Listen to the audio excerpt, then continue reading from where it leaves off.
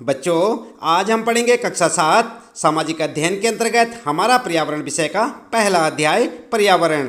हम आपको बताएंगे बच्चों इस पाठ से संबंधित प्रश्नों के उत्तर अभ्यास प्रश्न उत्तर में। तो चलिए शुरू करते हैं। सबसे पहला प्रश्न है यहाँ पर आपका, निम्न प्रश्नों के उत्तर दीजिए। और यहाँ पर है आपके लिए बच्चों क पारितंत्र क्या है। तो जानते हैं आप पारितंत्र क्या है बच्चों।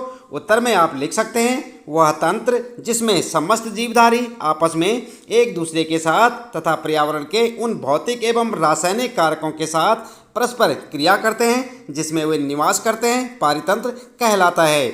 ये सब ऊर्जा और पदार्थ के स्थानांतरण द्वारा संबद्ध हैं। ठीक है, तो इस प्रकार से आप अपने इस क प्रश्न का उत्तर लिख सकते हैं। इसके बाद बच्चों फिर है आपके लिए अगला प्रश्न, ख प्राकृतिक पर्यावरण से आप क्या समझते हैं।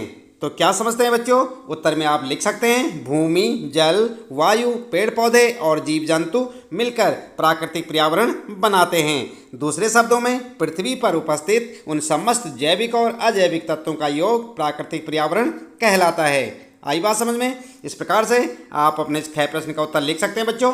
इसके बाद है फिर आपके लिए ग पर्यावरण के प्रमुख घटक कौन कौन से हैं। तो जानते हैं आप कौन कौन से हैं। चलिए उत्तर में देख लेते हैं। सबसे पहले लिखेंगे पर्यावरण के प्रमुख घटक और यहाँ पर बच्चों फिर पॉइंट बनाकर लिखेंगे नंबर 1 प्राकृतिक घटक और हेडिंग डालकर लिखेंगे खनिज, भूमि, पेड़ पौधे, पशु पक्षी, जल, वायु। ठीक है, और इसके बाद दूसरा पॉइंट है बच्चों मानव निर्मित घटक और यहाँ पर लिखेंगे यातायात के साधन, संचार के साधन, उद्योग, पार्क आदि। ठीक है, तो इस प्रकार से आप अपने इस प्रश्न का उत्तर लिख सकते हैं। इसके बाद बच्चों अगला है आपके लिए घ मानव निर्मित पर्यावरण के 4 उदाहरण दीजिए। तो उत्तर में क्या लिखेंगे। उत्तर में आप लिख सकते हैं बच्चों मानव निर्मित पर्यावरण के उदाहरण और फिर हेडिंग डालकर लिखेंगे यातायात के साधन, संचार के साधन, उद्योग, पार्क आदि और आपके प्रश्न का उत्तर हो जाएगा। इसके बाद बच्चों अगला प्रश्न है च और यहाँ पर है स्थलमंडल क्या है। तो जानते हैं आप स्थलमंडल क्या है बच्चों, आपने पाठ तो पढ़ा होगा। उत्तर में आप लिख सकते हैं पृथ्वी की ठोस परपटी या कठोर ऊपरी परत को स्थलमंडल कहते हैं। यह चट्टानों एवं खनिजों से बना होता है एवं मिट्टी की पतली परत से ढका होता है। यह पहाड़, पठार, मैदान, घाटी आदि जैसी विभिन्न स्थलाकृतियों वाला विषम धरातल होता है। ये स्थलाकृतियाँ महाद्वीपों के अलावा महासागर की सतह पर भी पाई जाती हैं। स्थलमंडल वह क्षेत्र है जो हमें वन, कृषि एवं मानव बस्तियों के लिए भूमि, पशुओं को चरने के लिए घास स्थल प्रदान करता है। यह खनिज संपदा का भी एक स्रोत है। ठीक है बच्चों, तो इस प्रकार से आप अपने इस प्रश्न का उत्तर भी लिख सकते हैं। इसके बाद है अगला प्रश्न आपके लिए जीवी या पर्यावरण के 2 प्रमुख घटक क्या हैं। तो जानते हैं आप क्या हैं बच्चों। उत्तर में लिखेंगे जीवी या पर्यावरण के 2 घटक और नाम लिखेंगे नंबर 1 पेड़ पौधे, नंबर 2 पशु पक्षी। ठीक है, इस प्रकार से आप अपना उत्तर लिख सकते हैं। इसके बाद बच्चों फिर है जैव आपके लिए जैव मंडल क्या है। तो जानते हैं आप जैव मंडल क्या है। उत्तर में लिखेंगे पादप एवं जीव जंतु मिलकर सजीव संसार का निर्माण करते हैं जिसे जैव मंडल कहते हैं। यह पृथ्वी का वह संकीर्ण क्षेत्र है जहाँ स्थल, जल एवं वायु मिलकर जीवन को संभव बनाते हैं। आई बात समझ में। इसके बाद फिर होता है यहाँ पर शुरू आपका दूसरा प्रश्न और यहाँ पर है सही उत्तर चिन्हित कीजिए। आपने सही का चिन्ह लगाना है। पहला है बच्चों क इनमें से कौन सा प्राकृतिक पारितंत्र नहीं है। और फर्स्ट है मरुस्थल, सेकंड है ताल और थर्ड है वन। तो आप जानते हैं, चलिए उत्तर में देख लेते हैं। उत्तर आप लिखेंगे सेकंड वाला बिल्कुल करेक्ट है, ताल। ठीक है, इसके बाद अगला प्रश्न है बच्चों ख इनमें से कौन सा मानवीय पर्यावरण का घटक नहीं है। फर्स्ट है स्थल, सेकंड है बच्चों धर्म और थर्ड है समुदाय। तो उत्तर क्या लिखेंगे। उत्तर में आप लिख सकते हैं बच्चों फर्स्ट वाला बिल्कुल करेक्ट है, स्थल। ठीक है, इसके बाद अगला है बच्चों ग प्रश्न यहाँ पर इनमें से कौन सा मानव निर्मित पर्यावरण है। और यहाँ पर आप देख सकते हैं फर्स्ट है पहाड़, सेकंड है समुद्र और थर्ड है सड़क। तो क्या लिखेंगे उत्तर में बच्चों। उत्तर में आप लिख सकते हैं बिल्कुल थर्ड वाला करेक्ट है, सड़क। ठीक है बच्चों, इस प्रकार से आपके इस प्रश्न का उत्तर भी हो जाएगा। इसके बाद है अगला प्रश्न बच्चों इनमें से कौन सा पर्यावरण के लिए खतरा है।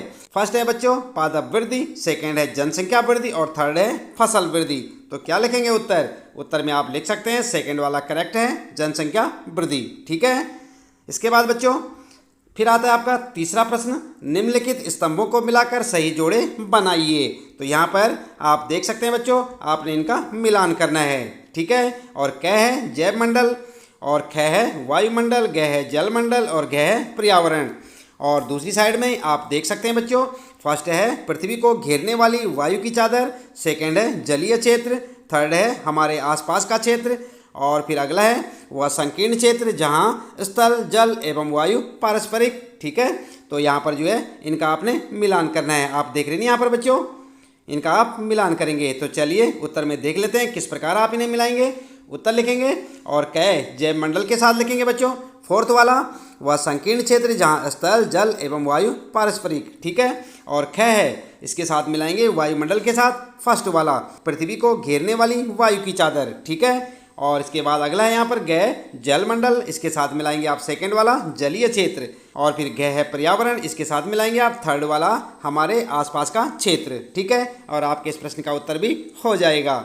इसके बाद बच्चों फिर आता है आपके लिए यहाँ पर चौथा प्रश्न है, कारण बताइए। और यहाँ पर क्या है आपके लिए, मानव अपने पर्यावरण में परिवर्तन करता है, इसका कारण बताना है आपको। उत्तर में आप लिख सकते हैं, मानव अपने पर्यावरण के साथ पारस्परिक क्रिया करता है और उसमें अपनी आवश्यकता के अनुसार परिवर्तन करता है। वह अपनी आवश्यकता के लिए फसल उगाता है, पशुओं को पालता है, वस्तुओं को निर्मित करने के उद्योगों की स्थापना करता है, आवागमन के लिए यातायात के साधनों का निर्माण करता है, नदियों पर बांध बनाकर बाढ़ पर नियंत्रण और सिंचाई का प्रबंध करता है।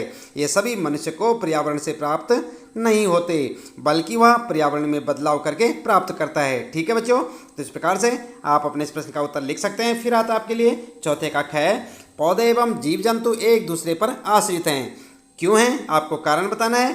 उत्तर में आप लिख सकते हैं बच्चों, सभी पेड़ पौधे जीव जंतु एवं मानव अपने आसपास के पर्यावरण पर आश्रित होते हैं, प्रायः वे एक दूसरे पर भी आश्रित हैं। जीवधारियों का आपसी एवं अपने आसपास के वातावरण के बीच का संबंधी पारितंत्र का निर्माण करता है।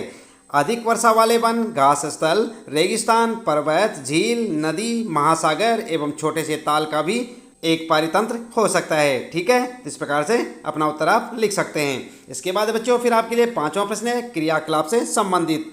और यहाँ पर प्रश्न में पूछा है, एक आदर्श पर्यावरण की कल्पना कीजिए जिसमें आप रहना चाहेंगे। अपने इस आदर्श पर्यावरण का चित्र बनाइए, आपको चित्र बनाना है, ठीक है। तो कैसे बनाएंगे बच्चों, उत्तर में आप देख सकते हैं यहाँ पर जिस प्रकार से यहाँ पर आपको ये चित्र दिखाई दे रहा है बच्चों, आप अपने हिसाब से बना सकते हैं कि आप कैसे माहौल में रहना पसंद कर सकते हैं और आपके आसपास का क्षेत्र कैसा होगा। तो उसका आप एक चित्र बना सकते हैं और चाहे तो यहाँ से देखकर आप ऐसे ही बना सकते हैं। तो आपके इस प्रश्न का भी उत्तर हो जाएगा। तो बच्चों इस प्रश्न के उत्तर के साथ ही इस पाठ से संबंधित सारे प्रश्नों के उत्तर यहाँ पर समाप्त होते हैं। उम्मीद है कि आपको अच्छे से समझ आए होंगे। आप इन्हें अपनी नोटबुक में नोट करें और उन्हें याद करें। इसी प्रकार लगातार कक्षा 7 हमारा पर्यावरण विषय के सभी पाठों के प्रश्न उत्तर जानने के लिए आप लगातार जुड़े रहें हमारे साथ। और यदि आप चैनल में पहली बार आए हैं तो चैनल को सब्सक्राइब अवश्य कर दें, बेल आइकन भी दबा दें बच्चों, ताकि आपको आने वाली प्रत्येक पाठ की वीडियो की नोटिफिकेशन मिलती रहे। मिलते हैं फिर अगली वीडियो में नए पाठ के कुछ नए प्रश्न उत्तरों के साथ।